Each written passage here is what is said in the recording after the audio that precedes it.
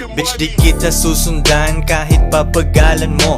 Bakit kita hahabulin kung akong kailangan mo? Madaming ang iba dyan pero di sila ako. Sundin mo lang sabi ko at pera natin lalago. Making money yun lang ang alam, sa iba bobo na. Pag nalaman ko na walang kita dyan ayoko na. Mga bebes ko ay down, magpayaman yun ang plan. Ride or die sila sa akin kahit pa matagalan. Isa lang babae mo at hindi mo pa kontrol. Ituturo ko sa'yo ang game, bayaran mo ko tol. Ako ay walang ganyang problema kaya laging chill. Kami ng bitches ko focus sa million peso deal.